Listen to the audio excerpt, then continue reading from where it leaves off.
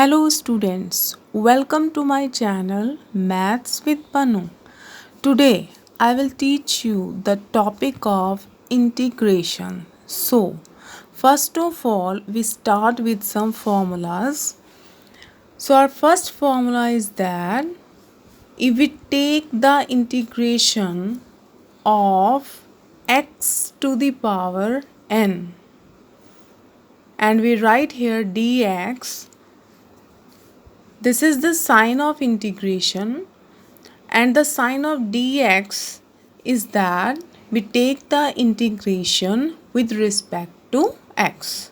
Okay, and the formula is that x to the power n plus 1 over n plus 1, and we write here, we add any constant c, where we call c is the constant of integration. Constant of integration. Okay, so we take an example to understand this concept. Suppose, for example, we take the integration of x to the power 3, then we add 1 to the power and we write the power in the numerator in the power of x and the denominator also. Okay, and we add c, it is compulsory, and finally you get the answer x to the power 4 upon 4 plus c. In this way we get our answer. Okay, and if you have negative value like minus 13, and then in the same way you can add 1 to the power both in the numerator and denominator, and after that you are left with x to the power minus 12 over minus 12 plus c, and finally you get minus 1 by 12, and to make the power positive you take in the denominator in this way, and this is your answer. Now students, our next formula is that if we take the integration of 1, okay, then integration of 1 is equal to x, and we add the constant c. Okay, and if you take the integration of any constant term, then you add x with it and you add the constant of integration. Okay, and for example you take, like we take the integration of 2 of dx, then you can add x within 2 and you get your answer 2x plus c. Okay, and now we move on our other formula. If you take the integration of ax plus b to the power n, okay, then you can add 1 as you add before in your formula, n plus 1, n plus 1, and you add c. Okay, to understand this concept, and you take the derivative also in the denominator.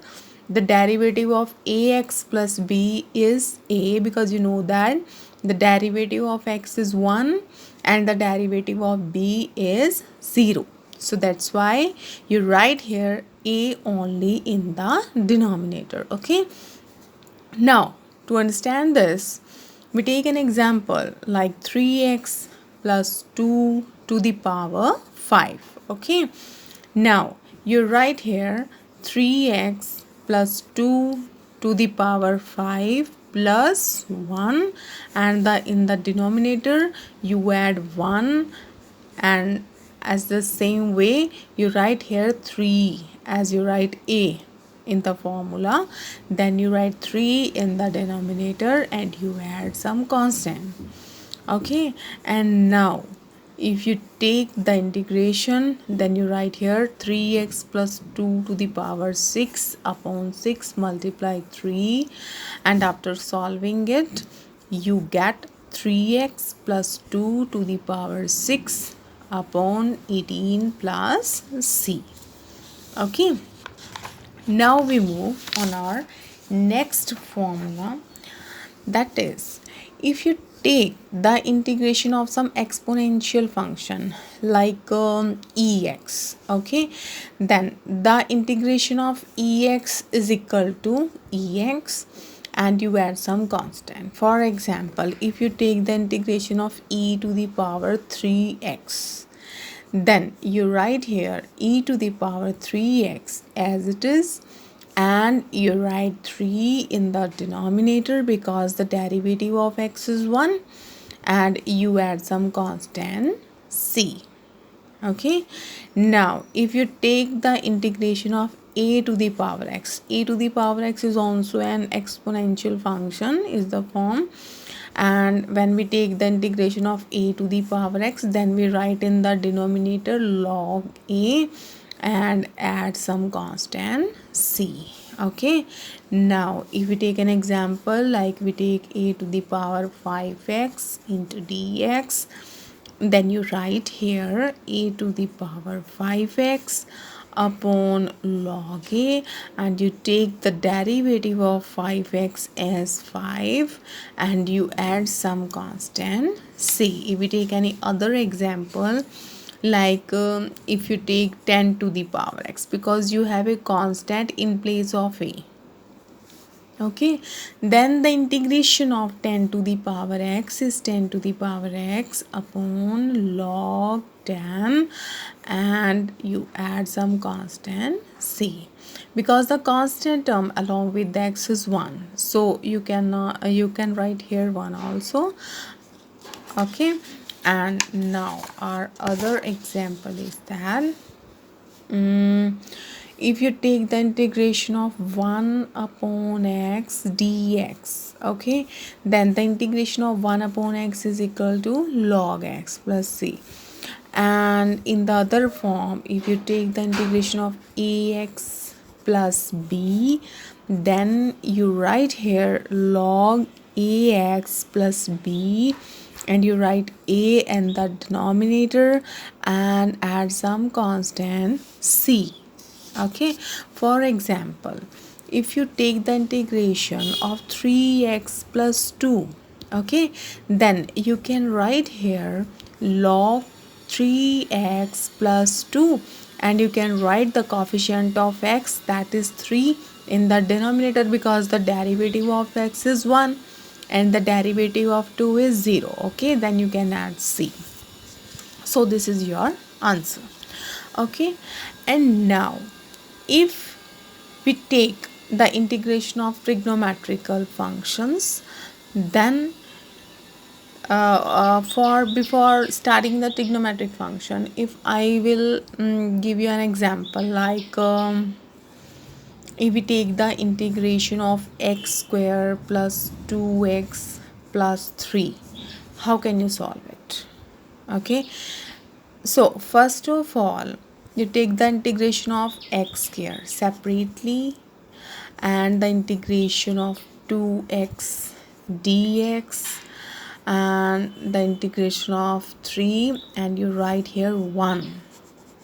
Okay, so the integration of x square is 2 plus 1 over 2 plus 1 and the integration of x is 1 plus 1 over 1 plus 1 and the integration of 1 is equal to x. Okay, so in this way you get the integration x to the power 3 upon 3 and 2x to the power 2 upon 2 and we write here 3x plus c. So in this way you can take the integration of any algebraic function. Okay, now if we move on our trigonometrical functions, for it we take an example. I had told you in my previously videos that the derivative of sine x is equal to if we take the derivative of sine x, that is equal to cos x, and the derivative of cos x is equal to minus sin x. Okay, and now if you take the integration of both these functions, means if you take the integration of cos x dx, then you get sin x only.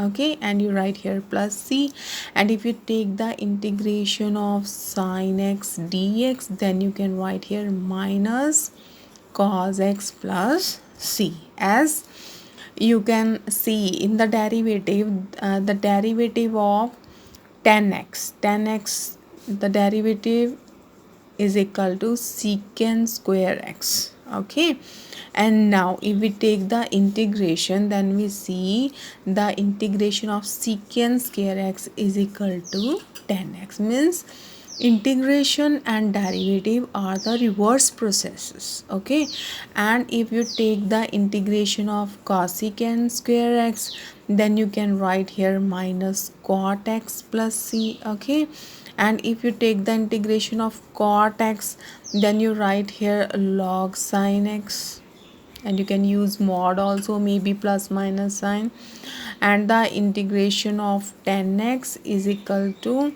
log secant x. Okay, or minus log cos x plus c.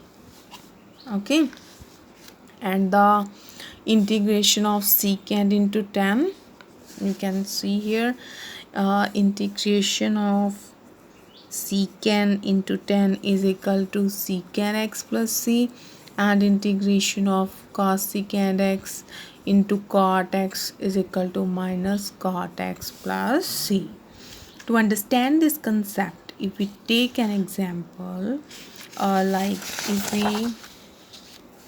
we have to find the integration of secant square 5x. Okay, then integration of secant square 5x is equal to 10 5x, and you can write here 5 in the denominator and plus c.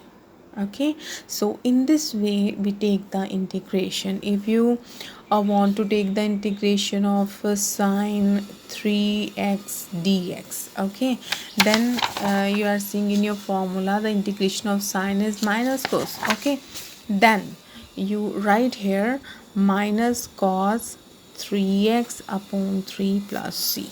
Okay, and in the derivative we use product rule in the product of two functions, but in the integration we can use the formula by parts. Our next formula, that if we have taken two functions and we have to do the integration of these two functions, then we write here first function as it is, and we take the integration of second function, and we write here the derivative of first function and integration of second function, and we take whole integration of this function. Okay, I repeat, when we take the integration of two functions, we write here first function as it is, we take the integration of second, and we take the derivative of first, integration of second, and after multiplying the two we get the final answer, and then after that we take the integration of this function. And now is the question, okay, how we can choose two functions, first or second. So for of this you can use the formula I for inverse function, we take it for inverse function, logarithm functions, algebraic functions, and trigonometrical functions, and exponential functions. Okay, and what are exponential functions? Like e to the power x, a to the power x, and trigonometrically like sine, cos, algebraically means x square and so on, logarithm means log, inverse matlab sine inverse, and cos inverse, etc. So if you take like we have x into sine x, and we have to do the integration both of these functions. So first of all you can see here the formula of I late, and a for algebraic, this is algebraic and this is trigonometrical. So in this order we use this function as our first function, and this is our second function, and now we have to do its integrations. Okay, and how we can do the integration? We write here x as it is, and we take the integration of sine x, and after that we can take the derivative of x and integration of sine x, and after that we can take the whole integration. Okay, now you write here the integration of sine we have done as cos x, and the derivative of x is 1, integration of sine minus cos dx, and minus minus we take it as a plus, and we write here minus cos x minus minus plus, and the integration of cos x is equal to sine x. Okay, so this is our complete answer. Now we can study its another types in my next videos. So students, these are the basic formulas of integration. I think these formulas are not sufficient for all chapters, but we will study it in my next videos. Thank you.